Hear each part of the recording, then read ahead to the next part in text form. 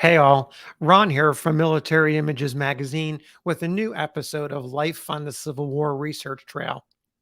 Today, I want to take you back to the Battle of Chickamauga, September 18th to 20th, 1863, and the soldier pictured here, Jack Hines.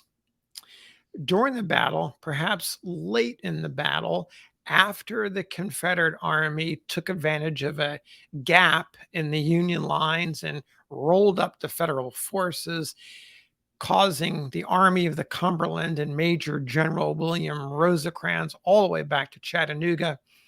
The Army might have been annihilated if it wasn't for the actions of Major General George H. Thomas, later known as the Rock of Chickamauga, for the defensive position he adopted that for a time held and allowed most of Rosecrans' army to withdraw without being destroyed.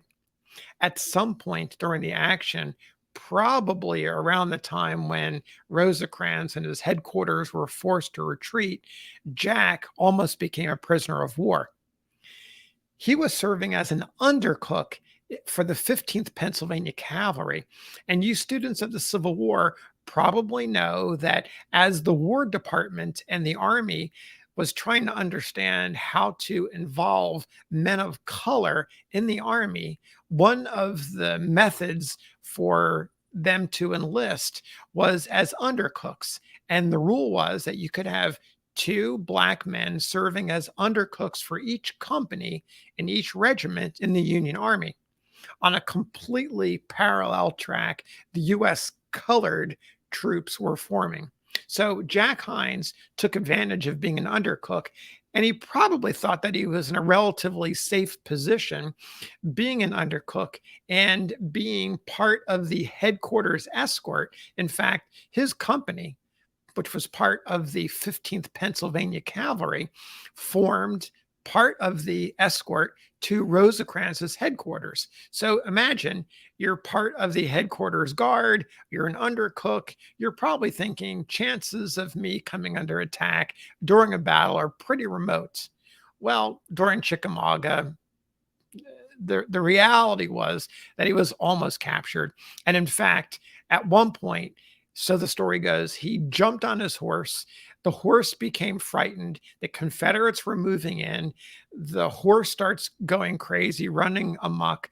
Jack loses control of the horse, falls down, and seriously injures his left hip. He manages to crawl away without being captured and rejoining his comrades and participating ultimately in the retreat back to Chattanooga.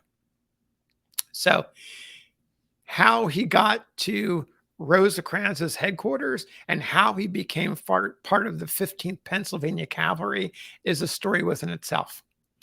So, he was born in Bowling Green, Kentucky, one of about 7 enslaved individuals owned by a farmer named Rix Hines.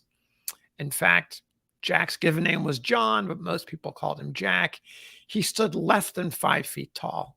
He was a short statured man. In fact, one person described him as a very low, chunky fellow. When Union troops arrived in the vicinity of the Hines farm, that was in early 1863, Jack left his wife, Adeline, and 3 young sons and took off for the Federal Army. Jack's master went and found him, caught him, and took him back to the farm. But that didn't stop Jack. He made a second attempt to escape, and this time he landed in the camp of the 15th Pennsylvania Cavalry. And that's how he got to be enrolled and enlisted as an undercook in one of the companies. So, predictably, as you might imagine, the troopers commented on his small size, but they also noted his big personality. According to one soldier, quote, Jack was a good-natured, hardworking, faithful fellow. It's one of the officers who said that. And others had good things to say about him as well. In fact, the regimental staff did not formally muster him into the regiment until October 1863, which was over a month, about a month after he was almost captured. but still he was a member of the regiment and was treated as any soldier in his role as an undercook. In fact, he was a familiar figure around Company K of the 15th. He walked around camp dressed in the uniform that you see here. He typically carried a Navy Colt revolver tucked into his waist belt. His equipment was 8 or 9 big kettles. And in his pension file after the war, he says, I used to cook beans and rice and potatoes and pork for the men. We served it in tin pans. We ground a bushel of coffee for 100 men. That made a big spoonful to each man. He added a note.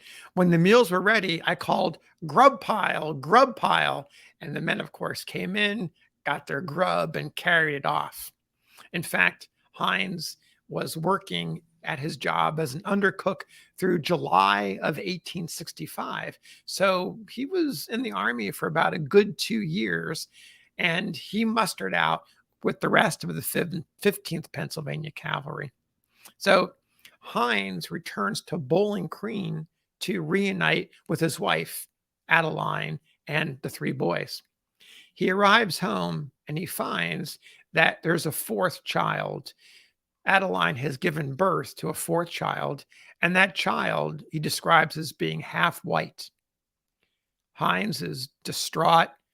He's uncomfortable. His reaction is to flee his family. He leaves and takes off and doesn't stop until he's about 150 miles away in the town of McKenzie, Tennessee, where he basically reinvents himself and creates a new life. Anyone who asked about his past was led to believe that his wife maybe died or somehow became separated during the war.